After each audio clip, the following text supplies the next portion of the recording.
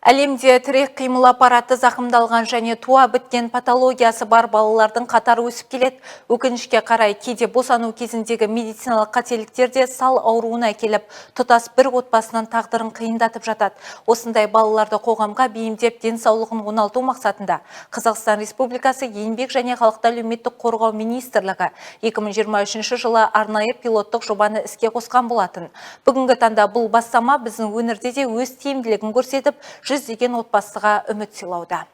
Жоба аясында құрылған оңалтудың техникалық құралдарын таңдау бөлімі арқылы бүгінге дейін тірек қимылы шектелген 184 бала арнайы емдік курстан өтті. Ал қазіргі таңда 60-ға жуық бүлдіршін үй жағдайында ем қабылдап жатыр. Балалардың әртүрлі диагнозы мен дене бітіміне байланысты оларға арнайы кресло арбалар мен реабилитациялық қондырғылар тегін берілуде. Әсіресе баланың бойы мен салмағына шақталып, мамандардың көмегімен бейімделетін вертикализатор құрылғысының пайдасы орасан.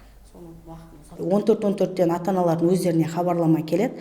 Коляска, вертикализатор, ходунок деп жазылған. ЭПР-лерінде сол бойынша ата-аналарға ол жерде біздің телефон нөмірлер жазылған. Телефон нөмірге хабарласып бізге звондайды. Осындай бізге 14-14-тен хабарлама келді. Бізге осындай коляска берілсін деген деп. Біз сол кезде ол пациенттерді қабылдаймыз да, балаларды тіркеп қоямыз. Қай кезде ол баланың жасына сәйкес өздеріне қажет жаңағы ТСР-лер керек босаса, сол уақытта біз ол пациент балдарды шақырып, дәрігер өзі қарап, дәрігер өзі анықтап, бізге анықтап айтады, мына балаға вертикализатор береміз, болмаса бұл балаға коляска керек деп, колясканы дәрігердің өзі тағайындап береді. Оңалту орталығына көбіне тірек қимыл аппараттары ауыр зақымданған балалар келеді. Бұл пилоттық жобаның басты ерекшелігі әр балаға жеке тәсіл қолданылады. Техникалық құралдар, техникалық маманның тікелей қатысуымен әр бүлдіршіннің анатомиялық ерекшелігіне сай өзгертіліп, ыңғайластырылады. Нәтижесінде балалардың қозғалыс белсенділігі артып, оң нәтиже көрсеткен отбасылар өте көп. Жобаның игілігін көрген ата-аналардың қуанышы біз үшін үлкен мәртебе дейді методолог. Балдар өздері келеді осында, ата-анасымен жаңа өлшемін барлығын алып, жаңа вертикализаторды, колясканы реттеп балаға беріп, бізде 5 күнге дейін балдарда обучение болады. Бала күнде келіп, 10 минут, 20 минутқа дейін баланы отырғызып, тұрғызып көреді. Содан кейін егер де балада уже жақсы болып жатса, ұнап жатса, ата-ана өзінің рұқсатымен колясканы, вертикализаторды осы жерден алып кетеді. Арнайы документтер толтырылады, договорлар бар, акт бар, жаңағы пациенттерге ақпараттық келісім бар, міндетті түрде соның бәрін толтырып документтерді, сосын барып бала ата-анаға біз осы нені береміз, ТСР-лерді береміз. Және де тек қана ол осы жерде емес, бізде телефон арқылы да ата-анадан күнделікті тапсырманы орындап отырма, орындап отырған жоқ па, соны бақылап отырамыз. Бізде жүріп кеткен модель Қыдырбай Мәди деген баламыз болды, пациент. Ол бала келген кезде ең бірінші біз осы коляскаден бастадық, коляска алды, вертикализатор алды, ходунок алды. Соңында ол бала уже жүріп кетті, тай-тай басып жүріп кетті. Жасы оның уже 10-да. Ауыр дертпен күресіп жүрген бүлдіршіндерге сапалы көмек көрсетуде білікті мамандардың рөлі бөлек. Бұл салада бірнеше жылдан бері аянбай еңбек етіп келе жатқан реабилитолог Нұрділдә Жандарбек өз ісінің нағыз шебері. Жүрек қалауымен келген дәрігер әрбір кішкентай пациенттің аяққа тұрып кетуі үшін түнгі ұйқысын, күндізгі күлкісін арнауға дайын.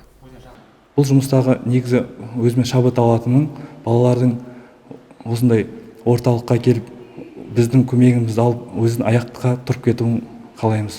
Реабилитация мамандығына келу себебім, осы жақта практика өткенмін, осы жақтағы балалардың жағдайын көрдім, осындай маман жетіспеушілігін көрдім, сол себепті осы мамандыққа түстім. Енді бұл мамандыққа түскеніме өкінбеймін, 5 жылдан астам жұмыс жасап жатырмын, көптеген балалардың еміне үлесімізді қосып жатырмық. Сол үшін әлде де жұмысымызды істей береміз. Тірек қимылы бұзылған балалармен жұмыс істеу үлкен төзімділік пен жауапкершілікті талап етеді. Оңалту жұмыстары жүйелі түрде жүргізілсе, нәтижесі міндетті түрде болады дейді ол.